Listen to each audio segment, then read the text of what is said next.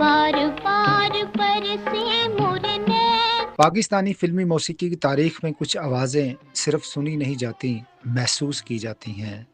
कौसर परवीन ऐसी ही एक आवाज़ थी। मिठास, दर्द और नस्वानी नज़ाकत का हसीन इम्तजाज। कम उम्र, मुख्तसर सफ़र, मगर असर ऐसा कि आज भी उनका नाम सुनहरी दौर की पहचान समझा जाता है।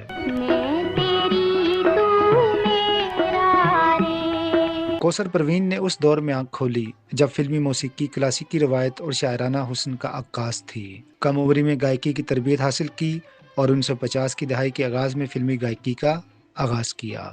उनकी आवाज़ में फितरी कशिश थी, ऐसा दर्द जो बिना कहे दिल तक पहुंच जाता था, और यही वस्फ उन्हें जल्द नुमाया कर गया। चंद ही बरसों में कौसर परवीन फिल्मी दुनिया की मकबूल तरीन गुलकारों में शामिल हो गईं।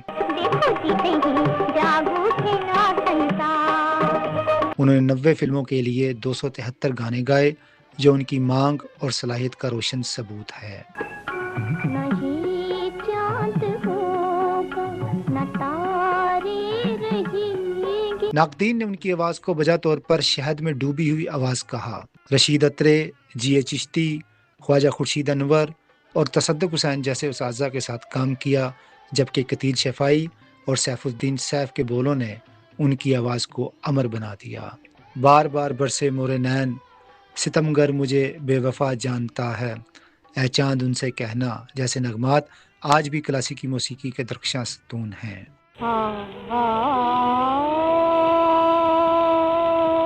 कौसर परवीन की शादी मौसीकार अख्तर हुसैन अखियां से हुई। एक बेटे की मां होने के बावजूद उन्होंने अपने फ़न से रिश्ता कभी कमज़ोर ना होने दिया, जो उस दौर की ख़वातीन फ़नकाराओं के लिए गैर मामूली बात थी। अरूज के लम्हों में ही ये रोशन चराग बुझ गया।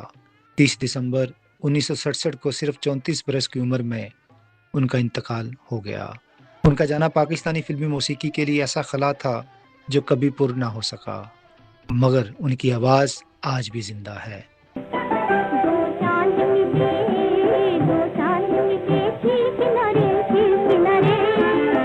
कौसर परवीन तो चली गईं, मगर उनकी आवाज़ वक्त की कैद से आज़ाद हो गई। आज भी जब कोई उनका गीत बजता है तो यूं लगता है जैसे सुनहरी दौर खुद बोल उठा हो।